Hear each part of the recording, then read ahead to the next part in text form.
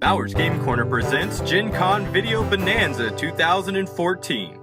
Made possible by Billionaire Banshee, Guys, Games, and Beer, Dashing Inventor Games, creators of the Simple System role-playing game system, and Zonko, makers of Mobs, the t-shirts that turned life into an RPG.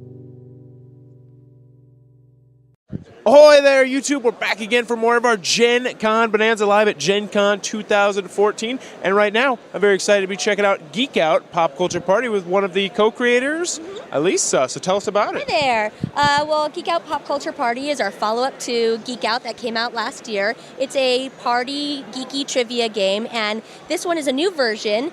You can play it side by side with the old version, so you can have both piles. So if you're playing in a mixed crowd, some on the geekier side and some on the more mainstream side, they can choose from whichever pile they feel more comfortable with. The differences being that the categories in this one are movies, TV, literature, music, and miscellaneous. In the original version, they are games, comics, sci-fi, fantasy, and miscellaneous.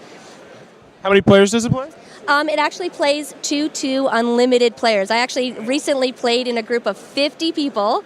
We did team up, which makes it really fun because you can pool your geeky resources. So if one player knows more about comics and one player knows more about TV, then especially when you're playing them both together, then you can, use each other's knowledge to build up your list and bid higher and higher and higher. Because in this game, you actually have to outbid your opponent. So instead of just getting a question and having to answer that question, you have to say how many things in the topic. So for example, in Pop Culture Party, if you get the film category and it's name 4 Ben Affleck movies, and I said, I think I can name 4, I can do it, your opponent would then say, well, I think I can name 6.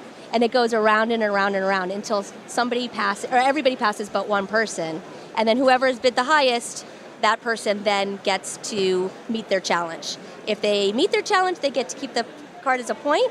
If they don't, like if they were a little overconfident or if they were bluffing a little bit, they get a -2 chip. And that's how it works. Sounds good. And this was just released earlier this week, correct? This was actually released a couple months ago, but it's a Gen Con debut. It's the first time it's been at Gen Con. Oh, wait. Very cool. And where can they go to get this game? You can go to your friendly local game store to get it, and it's also available online on Amazon, Barnes & Noble, retailers nationwide. You guys have a website? Yes, it's playrooment.com. You can also get it there. Thank you very much. That is Geek Out, the Pop Culture Party. And if you're enjoying this Gen Con coverage, be sure to check out some of our awesome sponsors like Billionaire Banshee and click on the subscribe link below. Bowers Game Corner presents Gen Con Video Bonanza 2014.